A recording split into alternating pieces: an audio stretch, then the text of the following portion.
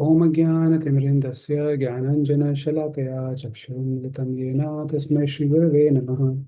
नमो विष्णुपदाय कृष्णप्रेष्ठाय भूतले श्रीमते भक्तिवेदान्त स्वामिनिति नामिने। नमस्ते सरस्वते देवे गौरवाणी प्रचारिणे निर्विशेषा शून्यवादी पाश्चात्य देशतारिणे। जय श्री कृष्ण चैतन्य प्रभु नित्यानंद श्री अद्वैता गदाधर श्रीवासादि गौर भक्तवृंदा। हरे कृष्णा कृष्ण कृष्ण हरे हरे, हरे राम राम राम हरे हरे। तो आप सभी का स्वागत है हमारे इस डेली रामायण कार्यक्रम में, जिसमें हम फिलहाल किष्किंधा कांड को डिस्कस कर रहे हैं। और हम लोगों ने अभी तक देखा था कि किस प्रकार से पहली बार राम भगवान ने सुग्रीव को भेजा, लेकिन वो खुद ने उन्होंने उसको नहीं मारा, वाली को, जब सुग्रीव और वाली का युद्ध हो रहा था। फिर उसके बाद अब दोबारा से उन्होंने उसको कन्विंस किया, सुग्रीव को, कि भाई सुग्रीव तुम जाओ। इस बार पहली बार ये था कि आप दोनों सेम सेम लग रहे थे। इस बार क्योंकि आपने क्या किया था, गुरु के प्रति अपराध किया था, है ना। तो इसलिए लक्ष्मण जी की पहले वो लो, ब्लेसिंग्स लो, वो जो गज पुष्पी माला है उसको पहन के, और फिर उसके बाद अब जाइए। तो फिर वहाँ पे एक बड़ा अच्छा सा कंपैरिजन आया था कि किस प्रकार से संध्या काल के जो बादल होते हैं उनके किनारे किनारे पे बाउंड्री सी जो बनी होती है, तो सुग्रीव ऐसे प्रतीत हो रहे थे उस गज पुष्पी माला को धारण करके। फिर उसके बाद अब वो इस बार जो सेकंड टाइम जब जा रहे हैं, तो वहां पे उनके अंदर बहुत कॉन्फिडेंस है, सभी लोगों के अंदर। तो आप यहाँ पे देखो, इसलिए बहुत ही डिटेल में वहां पे आसपास का जो वातावरण है, आसपास की प्रकृति है, उस सबको बहुत ही इलेबोरेटली बता रहे हैं इस अध्याय में। ठीक है, तो यहाँ तक हमने देखा था। अब उसके आगे का हम अ, पढ़ना स्टार्ट करते हैं। मैं स्क्रीन को शेयर कर रहा हूँ।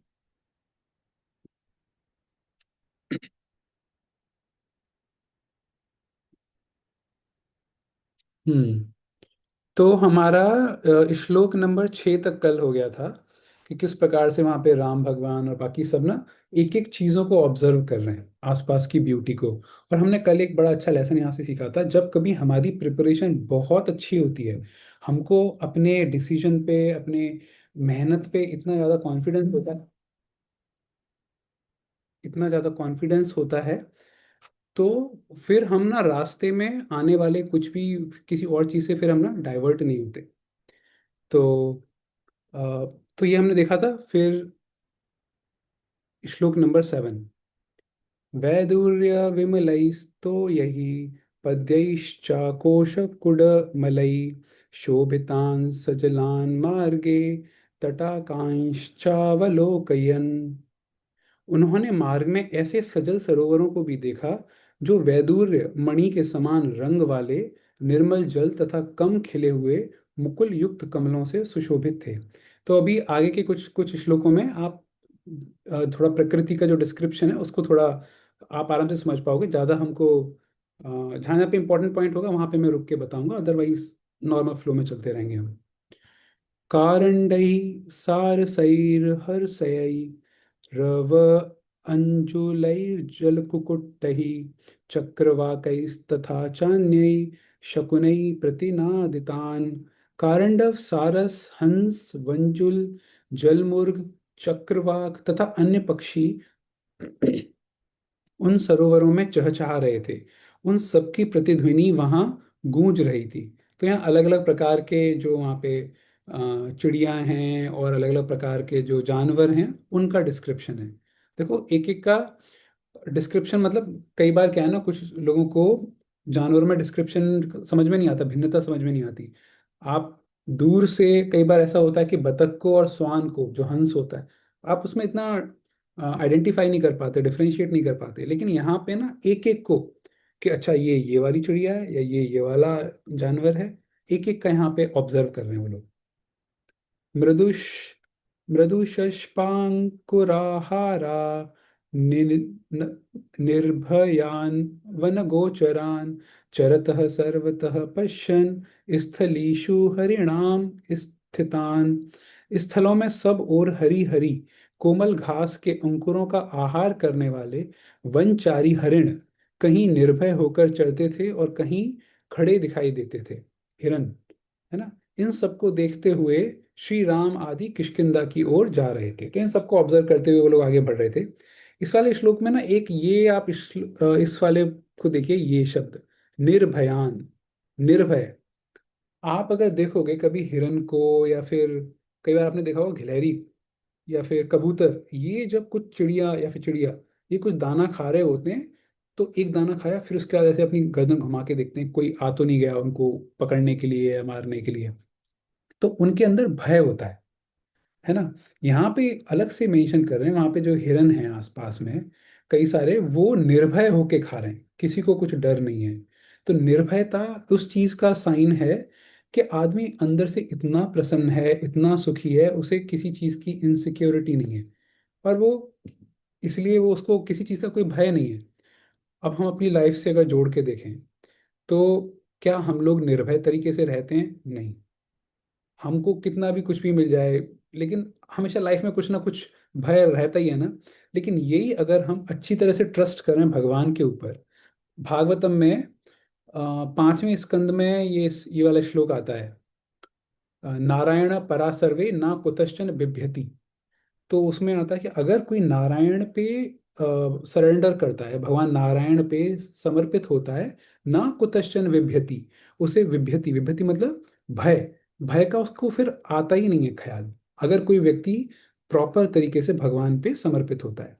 तो उसी तरीके से हम थोड़ा सीख सकते हैं कि हम अपनी भक्ति को या अपने कनेक्शन को, भक्ति मतलब क्या है? भगवान के साथ एक प्रेम रूपी संबंध। तो हम अपना संबंध भगवान से इतना स्ट्रांग बना लें, इतना ताकतवर बना लें कि इतना ट्रस्ट है, फिर हमको किसी चीज़ से भय नहीं लगेगा। हम हर चीज़ को निर्भय होकर आराम से फेस कर सकते हैं। तो ये एक इम्पॉर्टेंट लेसन है। फिर ओके, नेक्स्ट है तटाकवैरिणश्चापि शुक्लदन्तविभूषितान् घोरानेक चरान् वन्यान् द्विर्दान् कूलघातिनः मत्तान् गिरितटोत्कृष्टान् पर्वतानीव जङ्गमान् वानरान् द्विरद प्रख्यान् महिरेणुसमुक्षितान् वने वञ्चरांश्चान्यान् खेचरांश्च विहिङ्गमान् पश्यन्तस्त्वरिता जग्मुः सुग्रीव वशवर्तिनः। जो सफेद दांतों से सुशोभित थे, देखने में भयंकर थे, अकेले विचरते थे और किनारों को खोदकर नष्ट कर देने के कारण सरोवरों के शत्रु समझे जाते थे, ऐसे दो दांतों वाले मदमस्त जंगली हाथी चलते फिरते पर्वतों के समान जाते दिखाई देते थे। उन्होंने अपने दांतों से पर्वत के तट प्रांत को विदीर्ण कर दिया था। यानी हाथी, वहां पे वो लोग देख रहे हैं आसपास में हाथी भी गुजर रहे हैं, तो हाथी अपने दांतों से थोड़ा सा पास में कोई पर्वत है उससे अपने दांत को घिस दिया, है ना, थोड़ा सा उधर स्क्रैच आ गया। तो ये आप देख रहे हैं कितनी एक एक चीज को, डिटेल को ऑब्जर्व किया जा रहा है, यहाँ पे भगवान श्री राम ऑब्जर्व कर रहे हैं। उन्होंने अपने दांतों से पर्वत के तट प्रांत को विदीर्ण कर दिया था। कहीं हाथी जैसे विशालकाय वानर दृष्टिगोचर होते थे, मतलब कहीं कहीं पे बड़े बड़े वानर दिख रहे थे, जो धरती की धूल से नहा उठे थे, धरती में लौट रहे थे। इनके सिवा उस वन में और भी बहुत से जंगली जीव जंतु तथा आकाशचारी पक्षी विचरते देखे जाते थे। इन सबको देखते हुए श्री राम आदि सब लोग सुग्रीव के वशवर्ती हो तीव्र गति से आगे बढ़ने लगे। इन सबको ऑब्जर्व करते हुए वो लोग आगे बढ़ रहे हैं। तेषां तु गच्छतां तत्र त्वरितं रघुनन्दनः द्रुमशण्डवनं दृष्ट्वा रामः सुग्रीवं ब्रवीत। राम ने सुग्रीव से कहा, क्या कहा? उन यात्रा करने वाले लोगों में वहां रघुकुल नंदन श्री राम ने वृक्ष समूहों से सघन वन को देखकर सुग्रीव से पूछा। अब यहाँ पे एक थोड़ा सा एक नया स्टोरी आएगा यहाँ पे, आप उसको ध्यान से सुनिएगा। तो अभी ये लोग जब यहाँ से जा रहे हैं, भगवान राम यहाँ ऑब्जर्व करते हैं कि एक एरिया कुछ कुछ ज्यादा ही घना है। बाकी का जंगल जो है वो जैसा है वैसा है, लेकिन एक एरिया कुछ बहुत ही ज्यादा घना टाइप का लग रहा है। तो राम भगवान रुक के सुग्रीव से पूछ रहे हैं, भैया ये बताओ ये क्या है। अब आप आगे के श्लोक में देखेंगे, और फिर सुग्रीव इसकी स्टोरी बताएंगे कि ये क्या है, यहाँ पे क्या हुआ था। और यहाँ से फिर हमको एक बहुत इंपॉर्टेंट लर्निंग होने वाली है। एष मेघ इवाकाशे वृक्ष शृण प्रकाशते मेघ संगात विपुलः पर्यंत कदलीवृतः। वानरराज, आकाश में मेघ की भांति जो यह वृक्षों का समूह प्रकाशित हो रहा है, क्या है? यह इतना विस्तृत है कि मेघों की घटा के समान छा रहा है। इसके किनारे किनारे केले के वृक्ष लगे हुए हैं, जिनसे वह सारा वृक्ष समूह घिर गया है। तो कह रहे हैं इतने बड़े बड़े पेड़, ये अचानक से ये वाला एरिया क्या आ गया है? आप जरा मुझे बताइए। मेघों के समान मतलब बहुत ऊंचे ऊंचे, और चारों तरफ से एक तरह से बाउंड्री टाइप की हो रखी है वृक्षों से। किमेतज्ज्ञातुमिच्छामि सखे कौतूहलं मम कौतूहलापनयनं कर्तुमिच्छाम्यहं त्वया। सखे, यह कौन सा वन है? यह मैं जानना चाहता हूँ। इसके लिए मेरे मन में बड़ा कौतूहल है। मैं चाहता हूँ कि तुम्हारे द्वारा मेरे इस कौतूहल का निवारण हो। राम भगवान के अंदर क्यूरियोसिटी हो रही है। राम खुद वो हैं जिन्होंने इस पूरी सृष्टि की रचना करी है, और आज वो यहाँ पे जब वो एक मनुष्य के एक एक प्रॉपर मनुष्य का रूप धारण करे हुए हैं, एक प्रॉपर मनुष्य की तरह बिहेव कर रहे हैं, और एक तरह से मनुष्यों को शिक्षा दे रहे हैं कि हमारे अंदर भी क्यूरियोसिटी होनी चाहिए। तो वो क्यूरियस हैं, वो जानना चाहते हैं। उनके अंदर से इच्छा है कि ये क्या है अचानक से। और एक और चीज, जब आप रामायण का पहला वाला कांड पढ़ेंगे, बालकांड, वहां पे भी देखेंगे जब राम और लक्ष्मण वन में जा रहे थे विश्वामित्र मुनि के साथ, आ, तो वहां पे भी ना, उस वन में भी ऐसे ही कई सारे सवाल पूछते थे विश्वामित्र मुनि से कि ये क्या है, ये क्या है। फिर वहां पे आप देखोगे पूरा बालकांड लगभग ऐसे ही है। तो वो एक कहानी पूछेंगे, फिर उसके बाद बहुत ही डिटेल में विश्वामित्र वहां पे बताएंगे कि अच्छा इसके पीछे ये कहानी है। फिर आगे कुछ और रहेगा। तो पहले वाले उसमें बालकांड में कई सारी इस तरह की स्टोरीज आएंगी। राम भगवान के अंदर पहले से बहुत क्यूरियोसिटी है, और वो हमको ही बताना चाह रहे हैं कि हमको आंख बंद करके एक्सेप्ट नहीं करना चाहिए, अंदर सवाल आने चाहिए। जिज्ञासा, आर्तो अर्थार्थी जिज्ञासु, भगवत गीता में 7वें अध्याय में कृष्ण भगवान कहते हैं वहां पे कि हमको जिज्ञासु होना चाहिए। और यहाँ पे खुद भगवान श्री कृष्ण भगवान राम के अवतार में बता रहे हैं कि जिज्ञासु कैसे बने, इस तरह के बने। आ, फिर हमने, मैं चाहता हूं कि तुम्हारे द्वारा, ओके, तस्य तद्वचनं श्रुत्वा राघवस्य महात्मनः गच्छन्नेवाच चक्षेऽथ सुग्रीवस्त तन्महद्वनम। महात्मा रघुनाथ जी की यह बात सुनकर सुग्रीव ने चलते चलते ही उस विशाल वन के विषय में बताना आरंभ किया। अब वो बताते हैं डिटेल्स। एतद् राघ विस्तीर्ण माश्रमं शमनाशनम उद्यानवन संपन्नम स्वादुमूल फलोदकम। रघुनंदन, यह एक विस्तृत आश्रम है जो सबके श्रम का निवारण करने वाला है। यह उद्यानों और उपवनों से युक्त है। यहाँ स्वादिष्ट फल, मूल और जल सुलभ होते हैं। तो एक एक प्रॉपर आश्रम है, रहने का स्थान टाइप का ये। और यहाँ पे हम अपना रिलैक्स कर सकते हैं। और बता रहे कि यहाँ पे अच्छे खासे फल फूल, ये सब जल भी मिल जाएगा यहाँ पे। अत्र सप्त जना नाम, यहाँ से अब स्टोरी चालू हो रही है। सप्त जना, अत्र सप्त जना नाम मुनिः संशित वृत्ताः सप्तैवासन् दह शीर्षा नियतम जलशायिनः।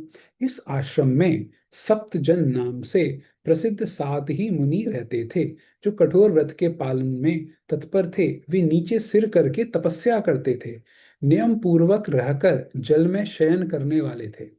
देखो, तो अब वो इसकी स्टोरी बता रहे हैं कि ये एक आश्रम का एरिया है। यहाँ पे पहले के टाइम पे 7 मुनि रहते थे। और वो मुनि कैसे तपस्या करते थे? ऊपर की तरफ, मतलब सर नीचे करके पैर ऊपर। ये योगा में एक ये होता है ना, हम योगासन जब करते हैं अपसाइड डाउन करके, शीर्षासन जो होता है वैसे। तो वो इस तरह से तपस्या करते थे, पानी पे सोते थे। तो फिर उसके बाद सप्तरात्रे कृताहारा वायुना चलवासिनः दिवं वर्ष शतैर्याताः सप्तभिः सकलेवराः। 7 दिन और 7 रात व्यतीत करके वे केवल वायु का आहार करते थे, तथा एक स्थान पर निश्चल भाव से रहते थे। केवल वायु, मतलब वो केवल सांस ले रहे हैं, वही सांस उनका आहार है, और कुछ भी नहीं ले रहे। इस प्रकार 700 वर्षों तक तपस्या करके वे सशरीर स्वर्गलोक को चले गए। 700 साल तक तपस्या करी, और क्या, स्वर्ग में चले गए शरीर के साथ। वैसे जनरली अलाउ नहीं होता, लेकिन कई बार एक्सेप्शन होते हैं हमारे शास्त्रों में, कुछ कुछ आते हैं और भी जगह पे जहाँ पे इसी शरीर के साथ जा सकते हैं, लेकिन देवता अगर चाहें तो, अदरवाइज अलाउड नहीं है। तेषामेतत्प्रभावेण द्रुमप्राकारसंवृतम् आश्रमं सुदुराधर्ममपि सेन्द्रैः सुरासुरैः। उन्हीं के प्रभाव से सघन वृक्षों की चहार दीवारी से घिरा हुआ यह आश्रम इंद्र सहित संपूर्ण देवताओं और असुरों के लिए भी अत्यंत दुर्धर्ष बना हुआ है। उन लोगों ने इतनी भयंकर तपस्या करी थी यहाँ पे, और वो उन्होंने इसको थोड़ा सिक्लूडेड टाइप का रखा। सिक्लूडेड का मतलब होता है बिल्कुल एकांत टाइप से। उन्होंने इसको ऐसा बना दिया कि चारों तरफ से इतने घने वृक्ष लगा दिए, ऐसा बाउंड्री लगा दिया कि कोई आके उनको डिस्टर्ब ना कर सके, वो शांति से अपना यहाँ पे भजन कर सके, कोई डिस्टर्ब ना करे। तो वही चीज बता रहे हैं यहाँ पे। पक्षिणो वर्जयन्त्येतत् तथान्ये वनचारिणः विशन्ति मोहादये अप्यत्र न निवर्तन्ति ते पुनः। पक्षी तथा दूसरे वनचर जीव इसे दूर से ही त्याग देते हैं। जो मोहवश इसके भीतर प्रवेश करते हैं वे फिर कभी नहीं लौटते हैं। इतना घना ऐसा बना दिया, अगर कोई गलती से अंदर आ भी जाए ना, फिर वापस नहीं लौट पाएगा। और इसलिए लोग, जो बाकी पक्षी हैं वो सब हैं, जानवर, दूर रहते हैं उससे। विभूषण रवाश रवाश्चात्र श्रूयन्ते सकलाक्षराः तूर्यगीतस्वंश्चापि गंधो दिव्यश्च राघव। हे रघुनंदन, यहाँ मधुर अक्षर वाली वाणी के साथ साथ आभूषणों की झनकारें भी सुनी जाती हैं। वाद्य और गीत की मधुर ध्वनि भी कानों में पड़ती है, और दिव्य सुगंध का भी अनुभव होता है। अभी बता रहे हैं कि ये ऐसा है एरिया, यहाँ पे वाद्य यंत्र भी सुनाई दे जाते हैं, कुछ गीत, कुछ मधुर ध्वनि भी आ जाती है। तो ये कैसे आ जाती है? अभी तो यहाँ पे वो सप्तऋषि तो जा चुके हैं, अभी वो कैसे आ रही है? तो कई बार क्या होता है, वैसे आगे भी आएगा, कि इस तरह की जो पावरफुल जगह होती है ना, वहाँ पे जो देवी देवता होते हैं ना, वो भी उधर जाके कुछ समय के लिए वहाँ की एनर्जी को अपने अंदर लेने का प्रयास करते हैं। वो भी कभी कभी वहाँ पे आके घूमने आते हैं। जैसे हम लोग कई बार जाते हैं ना मंदिरों में घूमने इधर उधर, वैसे वो लोग भी आते हैं, और वो अपने साथ कभी आके वो अपना कीर्तन कर रहे हैं, कुछ कर रहे हैं, वो अपने वाद्य यंत्र बजा रहे हैं। तो ऐसे होता है, हमारे शास्त्रों में कई जगह पे आया है। त्रेताग्नयो अपि दीप्यन्ते धूमो ह्योष प्रद- प्रदृश्यते वेष्टयन्निव वृक्षाग्रान् कपोतांगारुणो घनः। यहाँ आहवनीय आदि त्रिविध अग्नियां भी प्रज्वलित होती हैं। यह कबूतर के अंगों की भांति धूसर रंग वाला घना धूम उठता दिखाई देता है, जो वृक्षों की शिखाओं को आवेष्टित सा कर रहा है। आप में से कईयों ने देखा होंगे, अगर किसी ने नोटिस किया होगा, कबूतर जो होते हैं, कबूतर के पैर किस कलर के होते हैं? आई होप नोटिस किया होगा। वो होते हैं रेड कलर के। तो यहाँ पे बता रहे हैं कि कई बार जो है ना, जैसे कभी हवन के ऊपर से आहुति, हवन के ऊपर से जब अग्नि उठती है, तो वो जिस तरह से रेड रेड कलर की होती है ना, तो उसको कंपेयर कर रहे हैं कि जैसे कबूतर के जो पैर होते हैं रेडिश कलर के, लाल लाल रंग के, तो उस तरह से वहाँ पे जो जो अग्नियां हैं इस वाले जंगल में, कई बार अग्नि प्रज्वलित होती है, तो वो उस तरह से प्रतीत होती है। फिर एते वृक्षाः प्रकाशन्ते धूम संसक्त मस्तकाः मेघजाल प्रतिच्छन्ना वैडूर्य गिरयो यथा। जिनके शिखाओं पर होम धूम छा रहे हैं, वे ये वृक्ष मेघ समूहों से आच्छादित हुए नीलम के पर्वतों की भांति प्रकाशित हो रहे हैं। तो अभी अलग अलग उनका कंपेयर कर रहे हैं कि जो वृक्ष हैं वो इससे कंपेयर कर रहे हैं, अलग अलग मणि, हीरे जवाहरात, ऐसे मणियां जो होती हैं ना, अलग अलग प्रकार के क्रिस्टल्स जो होते हैं, आपने देखा होगा ना, जैसे कई बार ज्योतिष में बताते हैं कि अच्छा आपके ऊपर ये ग्रह चल रही है, तो आप एक काम करो, ये वाली अंगूठी पहन लो, इस वाली अंगूठी में ये वाला मोती लगा लो, है ना। तो उस तरह के अलग अलग मोतियां होते हैं ना, कुछ ब्लू कलर के या कुछ ऐसे ऐसे। तो ये उन्हीं को कंपेयर कर रहे हैं। कुरु प्र, कुरु प्रणामम धर्मात्मं तेषामुद्दिश्य राघव लक्ष्मणेन सह भ्रात्रा प्रयतः संहतांजलि। अब इंपॉर्टेंट पॉइंट। हे धर्मात्मा रघुनंदन, आप मन को एकाग्र करके दोनों हाथ जोड़कर भाई लक्ष्मण के साथ उन मुनियों के उद्देश्य से प्रणाम कीजिए। प्रणमन्ति ही ये तेषाम्र क्षीणाम भावितात्मनाम न तेषाम शुभम किं किंचित शरीरे राम विद्यते। देखिए, कभी कभी ये संस्कृत के श्लोक होते हैं, उसको हम इतने क्लियरली नहीं पढ़ पाते, लेकिन कोशिश कर रहे हैं। श्री राम जो उन पवित्र अंतःकरण वाले ऋषियों को प्रणाम करते हैं, उनके शरीर में किंचन मात्र भी अशुभ नहीं रह जाता है। अब इन दो श्लोकों को हम थोड़ा ध्यान से पढ़ते हैं। मैं थोड़ी देर के लिए इसको बंद करता हूँ, स्क्रीन को। यहाँ पे क्या बात आई है? ये जो है सुग्रीव, भगवान राम पूछ रहे हैं कि ये अचानक से कौन सा वन आ गया इतना घना सा। वो फिर बताते हैं कि ये घना वन है, इसकी महिमा ये है कि यहाँ पे 7 ऋषि रहते थे और वो बड़ी तपस्या की थी, 700 वर्ष तक। और वो बहुत तपस्या, मतलब उल्टा होके शीर्षासन की तरह वैसे करते थे, पानी पे सोते थे, और फिर उसके बाद वो चले गए अपने शरीर के साथ। अब क्योंकि इस जगह पे इतने महान ऋषियों ने तपस्या करी है, भक्ति करी है, इसलिए ये वाली जो जमीन है, ये वाला जो एरिया है, वो बहुत पावरफुल हो गया है, वो पूजनीय हो गया है। इसलिए सुग्रीव भगवान श्री राम को बोल रहे हैं कि आप इस जगह को नतमस्तक करिए, आप प्रणाम करिए अपने भाई के साथ। अब आप एक तरह से सोचिए, वो 7 जो सप्त ऋषि थे, उन्होंने किसके लिए तपस्या करी, किसकी पूजा करी? भगवान राम की। उन ऋषियों ने जिसकी पूजा करी, आज जब सामने वही व्यक्ति आ गया है, सुग्रीव उन्हीं व्यक्ति को बोल रहा है कि आप यहाँ पे प्रणाम करिए। जरा सोच के देखिए, तो सुग्रीव कितने भोले भाले हैं, है ना? तो वो बोल रहे हैं, उन्हीं भगवान को बोल रहे हैं जिनके लिए तपस्या की गई थी वहां पे, कि आप इन मुनियों के लिए प्रणाम करिए। तो यहाँ से हम क्या समझ सकते हैं? हम ये समझ सकते हैं कि धाम जो बोलते हैं ना हम, जैसे वृंदावन धाम, जगन्नाथपुरी धाम, द्वारकापुरी धाम, रामेश्वरम धाम, है ना, बद्रीनाथ धाम, या और भी कोई जैसे धर्म स्थल, जैसे कुरुक्षेत्र हो गया, वाराणसी हो गया, तो ये सारी की सारी जगह, ये धाम कैसे बनती हैं? धाम का मतलब है एक पूजनीय स्थल। तो कोई सा भी स्थल पूजनीय कैसे बनता है? वो बनता है पूजनीय जब वहां पे भगवान के भक्त बहुत तपस्या करते हैं, वो वहां पे भगवान की भक्ति करते हैं, भगवान का भजन करते हैं।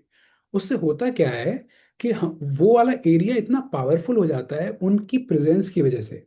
लभ मात्र साधु संग सर्व सिद्धि होए, ये हमारे शास्त्रों में आता है कि कुछ क्षण के लिए, लभ मात्र, थोड़े समय के लिए भी अगर आप किसी भक्त से मिलते हो ना, तो आपका पूरा पूरा जीवन सिद्ध हो सकता है। तो उसी प्रकार से एक जगह पर अगर कोई भक्त आया है, कोई तपस्वी आया है, उसने तपस्या करी है, भगवान की भक्ति करी है, तो वो जगह बहुत पावरफुल हो जाती है। अब वो जगह धाम की तरह हो जाती है। तो अब जब वहां पे कोई दूसरा व्यक्ति आएगा, तो उसके ऊपर भी उसकी इन्फ्लुएंस आएगी, उसके ऊपर भी उसकी शक्ति आएगी। ये होता है, इसलिए हम बोलते हैं ना कि आप किसी धाम में जाइए, भले ही आपको समझ में आए या ना आए। सपोज करो कोई व्यक्ति है, उसको मथुरा या वृंदावन का कुछ नहीं पता, है ना, लेकिन हम उसको मथुरा वृंदावन ले गए। मथुरा वृंदावन की जो एनर्जी है, वहाँ की जो वाइब्रेशन है, भले ही इस व्यक्ति को नहीं पता कि यहाँ पे भगवान आए थे, ये स्पिरिचुअली इतना पावरफुल प्लेस है, लेकिन फिर भी वो जो जगह है वो इतनी पावरफुल है, वो कहीं ना कहीं इस व्यक्ति को, जो व्यक्ति वहाँ पे अनभिज्ञता में वहाँ पे गया है, उसको भी अंदर से आध्यात्मिक रूप से उसकी प्रगति करवाएंगे। इसलिए हमको धाम का दर्शन करते रहना चाहिए और धाम में खुद से जाना चाहिए। क्यों? क्योंकि वहां पे भक्त हैं जिन्होंने अच्छी खासी तपस्या करी है, और उनकी एनर्जी हमारे अंदर आएगी, और उस इंस्पिरेशन से हम आगे अच्छे से भक्ति कर पाएंगे। आई होप ये वाला पॉइंट आपको समझ में आया होगा। अब यहाँ एक और पॉइंट है। वो पॉइंट ये है, ये तो हमने कहा कि हमको ऐसी जगह पे जाना चाहिए जहाँ पे और भक्तों ने तपस्या की हो, या और भक्त भक्ति कर रहे हो। अब इसको दूसरी तरीके से देखो, क्यों ना हम जहां पे भी रह रहे हैं, उस जगह पे इतनी अच्छे से भक्ति करें या तपस्या करें कि ये जगह भी एक तरह से धाम हो जाए, और इस जगह पे भी एक तरह से स्पिरिचुअल एनर्जी इतनी आ जाए कि कोई अगर इस जगह पे आ रहा है तो उसके अंदर भी आध्यात्मिक रूप से बदलाव आए, उसके अंदर भी आध्यात्मिक रूप से वृद्धि हो। ये दूसरा तरीका है इसका, दूसरा एंगल है देखने का। तो यहाँ से हम इंस्पिरेशन ये ले सकते हैं कि हमको भी जब भी हम अपना भजन कर रहे हैं, है ना, हमारे शास्त्र बोलते हैं कि हमको भगवान का नाम लेना चाहिए, तो हम अपने घर में, अपने जिस भी कमरे में, जहाँ पे भी भगवान का थोड़ा सा भी अगर नाम ले रहे हैं, जो भी भगवान के मंत्र का जो भी उच्चारण कर रहे हैं, तो अगर हम थोड़ा समय करें लेकिन इतना ध्यान पूर्वक, इतनी कंसंट्रेशन के साथ, बिल्कुल फोकस के साथ करें, तो ये वाला हमारा जो घर है, हमारा जो कमरा है, हम जिस चेयर पे बैठ के भगवान को जो याद कर रहे हैं, वो जगह इतनी पावरफुल हो जाएगी कि वो एरिया भी एक प्रकार से पूजनीय हो जाएगा। तो हमारा टारगेट वही होना चाहिए। और इंस्पिरेशन लेने के लिए धाम में जाना भी चाहिए हमको, लेकिन साथ ही साथ हम जिस जगह पे रह रहे हैं इसको भी हमें कोशिश करना चाहिए धाम की तरह बनाएं। ठीक है। तो ये मैंने थोड़ा इसको डिटेल में बताया क्योंकि एक इंपॉर्टेंट पॉइंट था ये। अभी मैं स्क्रीन को शेयर करता हूँ दोबारा से। फिर उसके बाद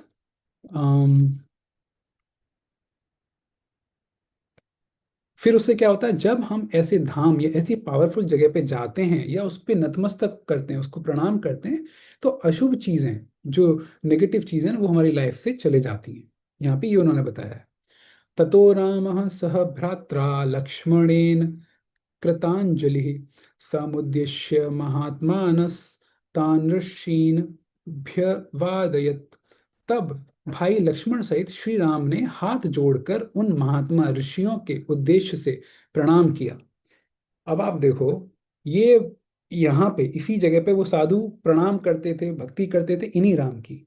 ठीक है, लेकिन इस जगह पे क्योंकि सुग्रीव इनको बोल रहे हैं बहुत ही प्रेम से, और यहाँ पे भगवान एक तरह से एक मनुष्य के रूप में है ना, तो भगवान सुग्रीव की बात मान रहे हैं और भगवान उस जगह को प्रणाम कर रहे हैं, भगवान उसको प्रणाम कर रहे हैं जो इनको प्रणाम कर रहा था यहाँ पे, यानी वो सप्तऋषि।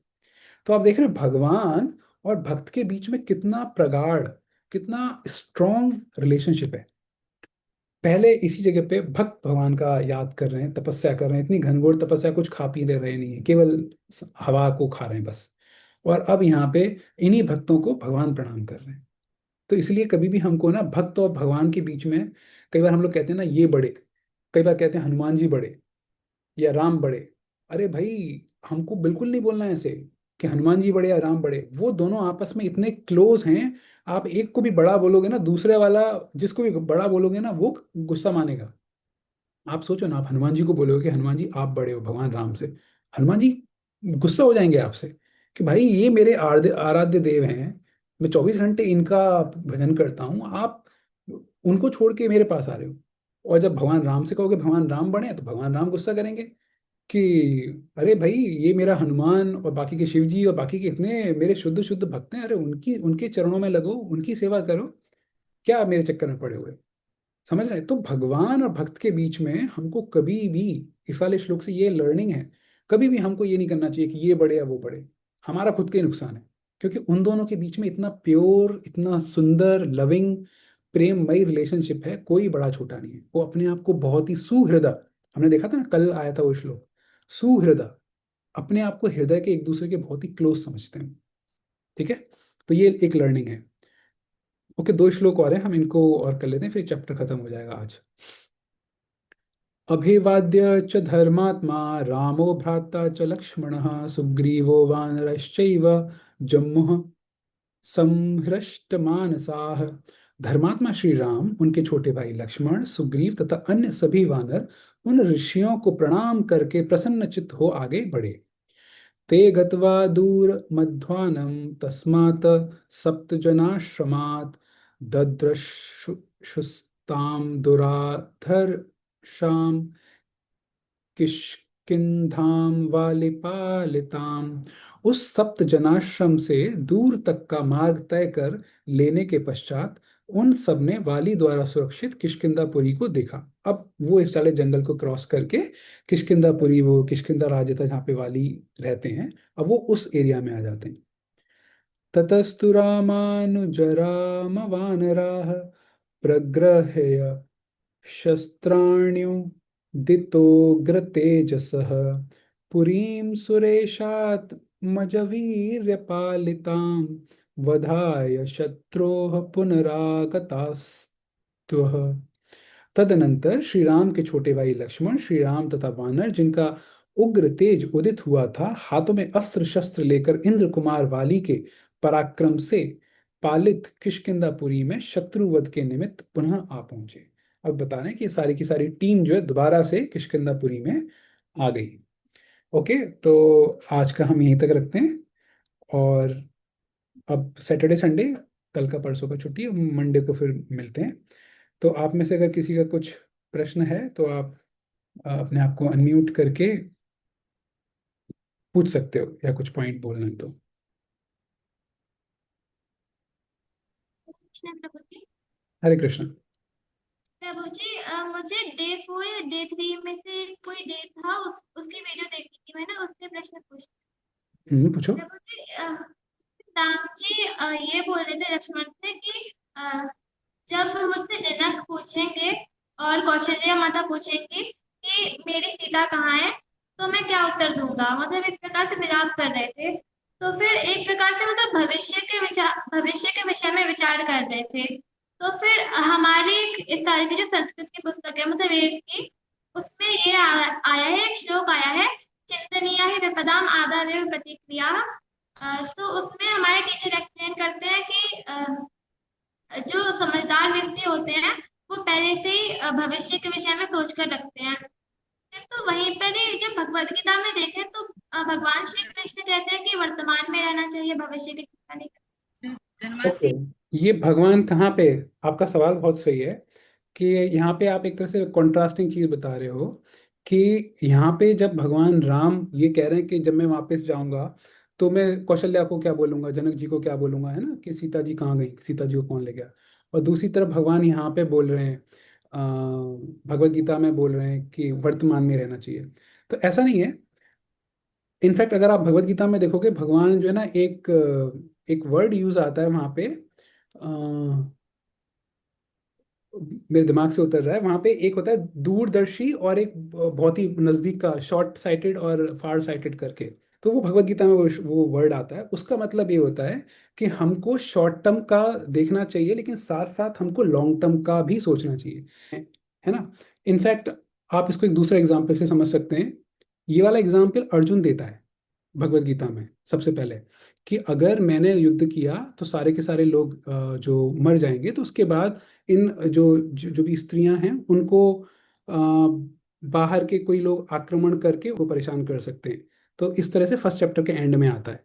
लेकिन फिर बाद में 11वें अध्याय तक आते आते भगवान श्री कृष्ण बताते हैं कि जो भी तुम बता रहे हो ठीक है, लेकिन सबसे इंपॉर्टेंट चीज ये है कि धर्म की स्थापना, कि धर्म के युद्ध, ये वाला जो जो दुर्योधन जो कार्य कर रहा है वो धर्म के अनुरूप नहीं है। तो धर्म को स्थापित करने के लिए आपको ये युद्ध करना पड़ेगा। तो धर्म को स्थापित करना वो एक लॉन्ग टर्म गोल है। भगवान कभी भी ऐसा नहीं बोल रहे कि केवल वर्तमान में रहो, कभी भी ऐसा नहीं बोल रहे। इनफैक्ट एक बहुत अच्छा सेइंग है, भविष्य की चिंता वर्तमान में, भूत से वो लेके प्रेरणा लेके वर्तमान में भविष्य की चिंता करनी चाहिए। ये एक बहुत ही फेमस कोट है। तो हमको लॉन्ग साइटेड होना चाहिए। तो ये तो, अदरवाइज तो आप ये सोचो ना, फिर तो हम चारवाक की तरह हो जाएंगे कि भाई आगे का कुछ सोचो ही मत। कि अभी मेरा मन कर रहा है कि मैं जाके, सपोज कर कोई बंदा को जॉइंटिस हो रखी है, और जॉइंटिस में आई थिंक किसी चीज़ की मना किया गया है, और डॉक्टर ने मना किया है, सर्दी जुकाम हो रखा है, मना कर रखा है कि ठंडा नहीं खाना, खट्टी चीज़ नहीं खानी। लेकिन मेरा खाने का मन कर रहा है, तो मैं फ्यूचर का सोचूंगा नहीं, तो चलो खा लेता हूँ। कोई गुटखा तंबाकू खा रहा है, सिगरेट पी रहा है, तो भाई फ्यूचर का तो सोचना नहीं है कि आगे 10-20 साल बाद कैंसर होगा, तो तब का क्या सोचना, चलो अभी वही कर लेते हैं। तो वैसा नहीं है, लॉन्ग टर्म का सोचना है, और हमारे शास्त्रों में खुद आता है ये चीज़। ऐसा कहीं पे भगवान ने नहीं कहा कि केवल वर्तमान का सोचो, फ्यूचर का भी दूरदर्शी भी रहना है। ठीक है। भैया इसमें ना पढ़ाई का भी, जैसे हम पढ़ाई करते हैं तो उसमें भी बोलते हैं कि आगे का फ्यूचर का सोच के चलना चाहिए, तो हाँ हमारे एकेडमिक्स में भी आता है। हाँ, ये सब में आता है, ये वाली चीज ना सभी में आती है। तो हम एक प्रॉपर एक शाह से स्टार्ट होता है, वो वर्ड स्किप हो गया है, लेकिन ये चीजें अपने आप में आती हैं हमारे शास्त्रों में। लॉन्ग टर्म का रहता है। ठीक है, किसी और का कोई प्रश्न। और अगर जैसे कोई अगर पीछे के जो क्वेश्चंस हैं ना आप लोगों को, आप जो मैंने ग्रुप में जो लिंक डाला है ना, एक गूगल फॉर्म वाला लिंक डाला है, आप ना वहाँ पे भी पूछ सकते हो। तो उससे क्या है कि ना नेक्स्ट क्लास में और इजीली हम उसको बता सकते हैं। प्रभु जी, हाँ। भगवत गीता में जो वर्तमान में रहने की बात करी गई है, तो वो किस संदर्भ में कही गई है? आप कौन से श्लोक की बात कर रहे हो, मुझे श्लोक बताओ। वर्त कि आप के कहाँ पे वर्तमान में बात की गई है भगवत गीता में, किस चैप्टर में, किस श्लोक के आसपास की बात कर रहे हो आप? नहीं आ रहा, लेकिन उसमें आया था कि भूत की कौन से चिंता श्लोक मत। में? एग्जैक्टली याद नहीं आ रहा मुझे, लेकिन उसमें आया था कि भविष्य की चिंता मत करो, भूत का पश्चाताप ना करो, वर्तमान में रहो। हाँ, तो इसका मतलब देखो, दो चीजें होती हैं। भगवान राम भी यहाँ पे, लक्ष्मण भी राम को समझा रहे हैं इसी आई थिंक पहले के कुछ अध्याय में पहले, कि वहां पे वो बता रहे थे, इनफैक्ट उन्होंने एक एग्जाम्पल भी दिया था, हमको भविष्य की चिंता करके ऐसा नहीं है कि अभी का कार्य ना, अभी के एंडेवर्स, अभी के एफर्ट्स को जीरो कर दें, वो नहीं करना। कि भविष्य की इतना चिंता कर रहे हो कि इस वजह से अपना अभी जो कार्य करना है वो कार्य ही नहीं कर पा रहे, वो सब नहीं करना अपने को। भविष्य की चिंता करके अभी वाले जो है ना अच्छे कार्य करने हैं, वो है।